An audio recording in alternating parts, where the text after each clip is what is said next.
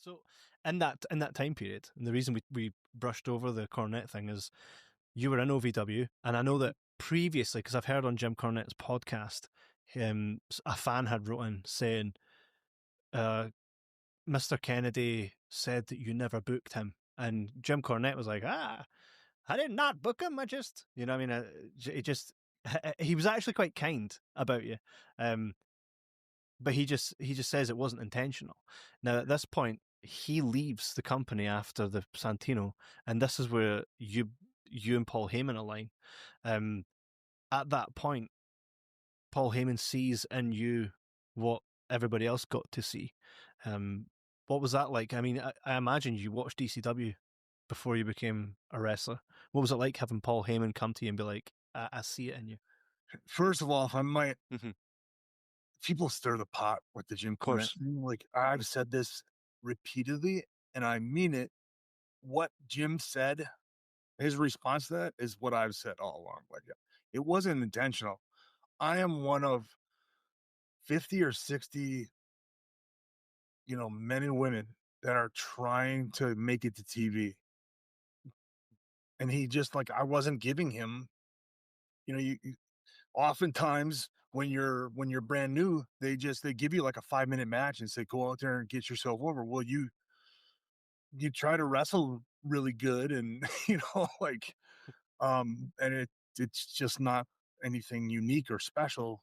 And so that, yeah, it wasn't like he was intentionally putting his thumb on me or anything. I never felt like that. It was just like, for whatever reason, I just wasn't there yet. And actually, he actually did start kind of pushing me a little bit, because 2 weeks earlier, 2 weeks before he got fired, he gave me an opportunity to go out and cut a promo. And I just, like, swung for the fences. I was like, and I was like, veins popping, going crazy. And I wish I could, hopefully we can find it. It was with the Blonde Bombers. I was with Tank Toland and um,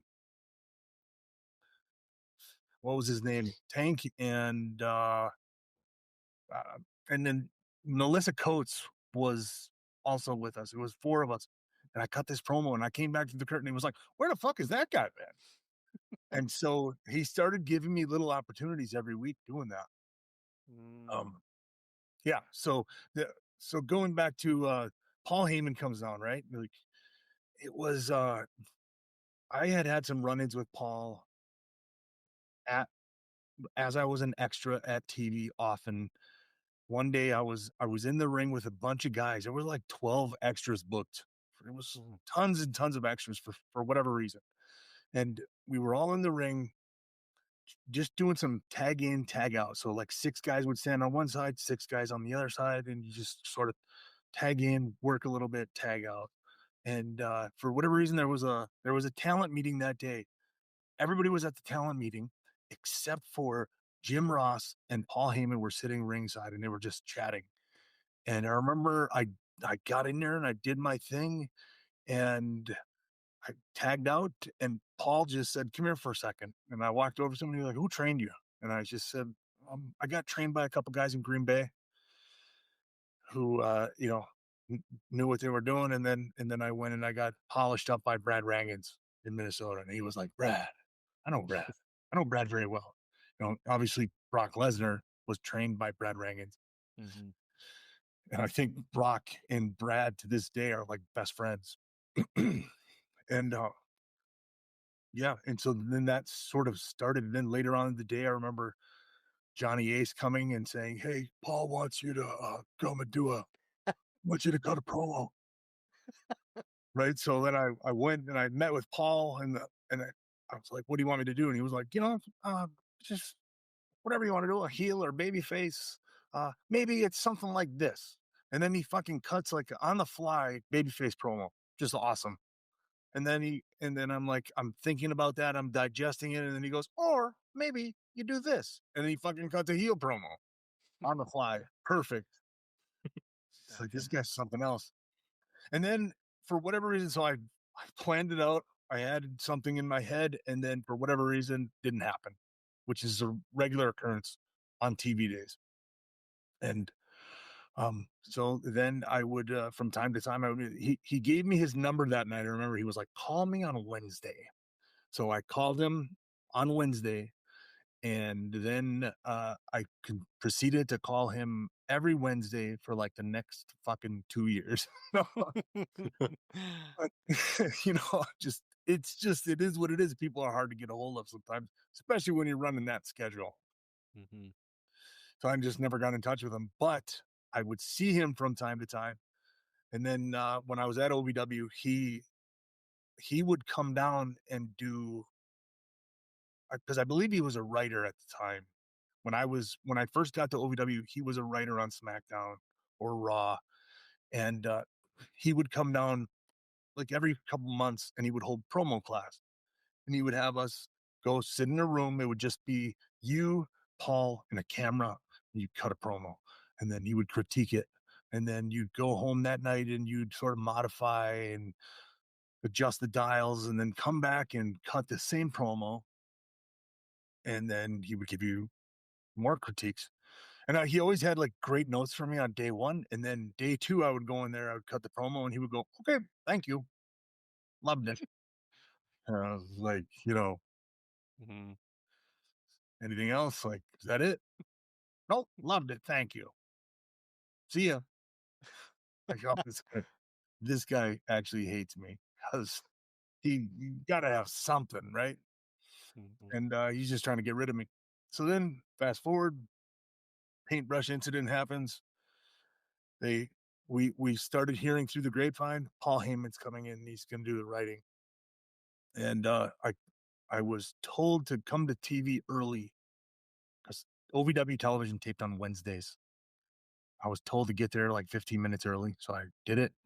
And Paul came up, shook my hand, he said, "I need to talk to you." Pulled me into a room, and he goes, "You're the next guy out of here." You can hear Paul in that, like, just, "You're the next guy out of here." Mhm. Very bold, blunt. And I was like, "Yeah." And he goes, I've been a fan of yours since that day that I first saw you in the ring as an extra. I've been following your career as much as I can. I've loved the promos that you've done, the work that we've done when I come down for promo class. I'm going to do so much stuff with you over the course of the next few weeks that they're going to have to watch. And you will get called up. And I always try not to get excited about things in the business. I really like, well, thank you. I appreciate it. Inside, I'm like exploding. Like, this is amazing. And all Heyman is telling me this stuff. But I'm also like, simmer down, might not happen. Just like the call me on Wednesday. It could Yeah. be one of those scenarios, right?